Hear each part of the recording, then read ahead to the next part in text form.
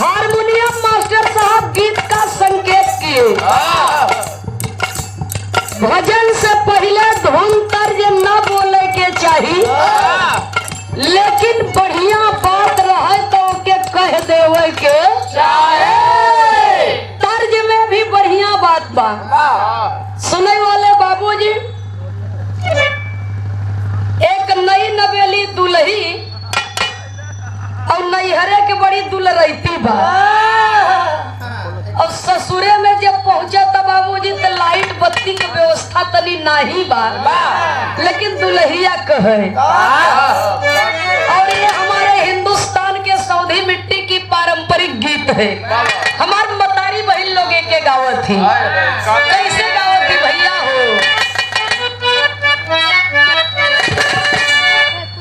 आयल गरमिया के, आयल गरमिया के, दीन ये पिया, दीन ये पिया, बेनिया डोला। आयल गरमिया के, दीन ये पिया,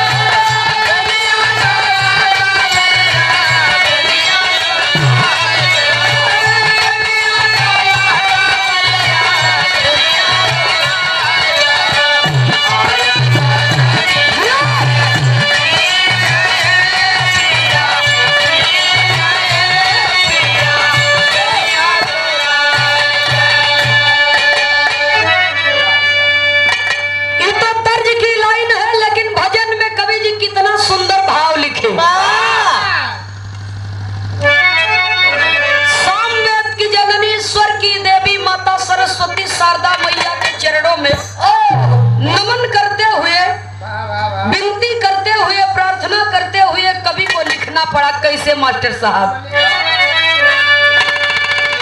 हंस पे होई के, हंस पे होई के सवार ये मासा वार माई बिरवा बजाएगा। हंस पे होई के सवार ये मासा वार माई बिरवा बजाएगा। हंस पे होई के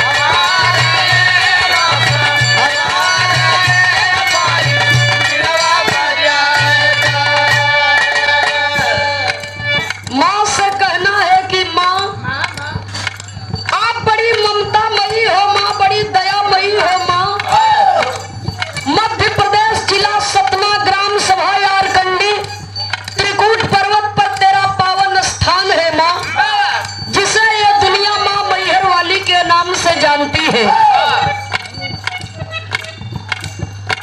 सरस्वती शारदा माँ कह करके पूजा करती है ये दुनिया। इंसान तो इंसान, देवता भी तेरे दरबार में मत्था टेकते हैं तेरे चरणों का दर्शन करने के लिए। इसलिए कवि को पहले बंद में लिखना पड़ा, कहना है।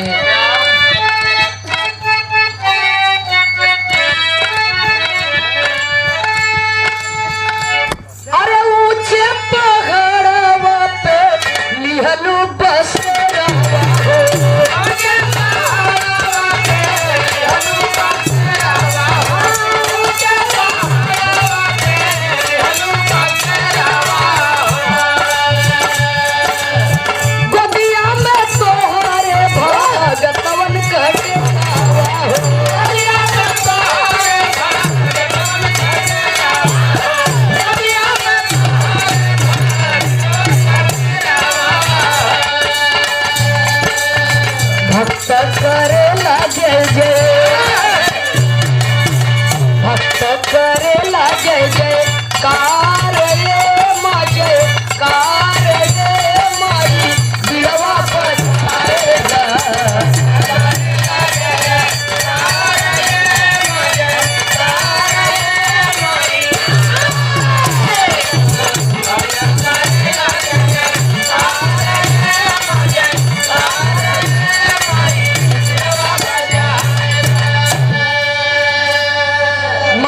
कहना है कि माँ आपके दरबार में ज्ञान और सत्य की ज्योति 24 घंटा जलती रहती है।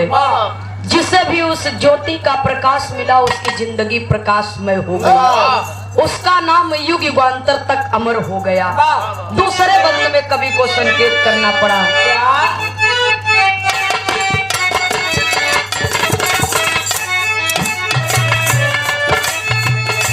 प्रेम का दिया नावा पीर पिया के पाती हो, प्रेम का दिया नावा पीर पिया के पाती हो, प्रेम का दिया नावा पीर पिया के पाती हो।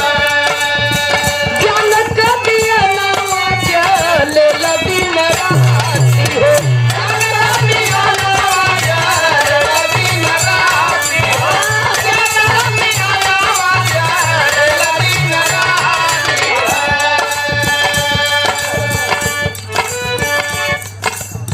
जीवन को मिटे अंधकार रे मायन कार रे माई गिरवा बचाएगा। जीवन को मिटे अंधकार रे मायन कार रे माई गिरवा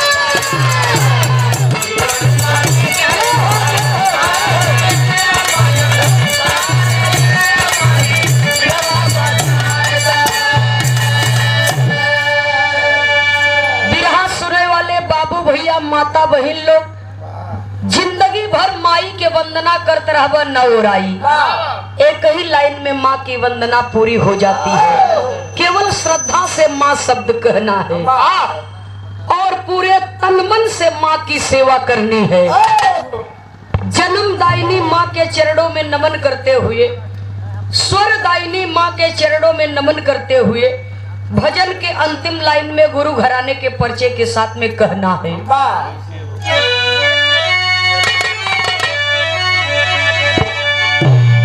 हाय नयनवा में राम बसी गए, रामा रामा रामा रामा अरे मोरे रामा नयनवा में राम बसी गए।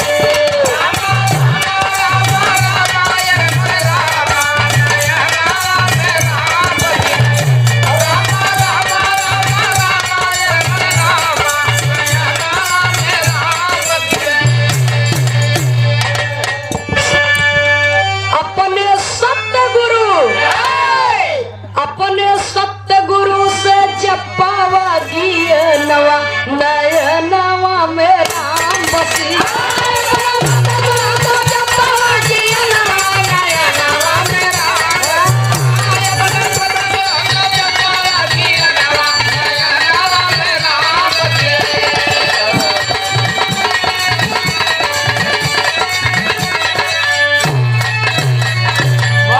सदगुरु में शक्ति बाटई, कह गए दास पुकारी जी। बलिहारी गुरु हमें बताए, ये इशारा भाई जी। स्वामी जी है प्रभु हमारे, सब में भी है निसवारी जी। अरे बार बार गुरुवर के सुमिरब, ए भैया बार बार गुरुवर के सुमिरब, कन्हैया रज हमारी जी। बार बार गुरुवर के सुमिरब, कन्हैया रज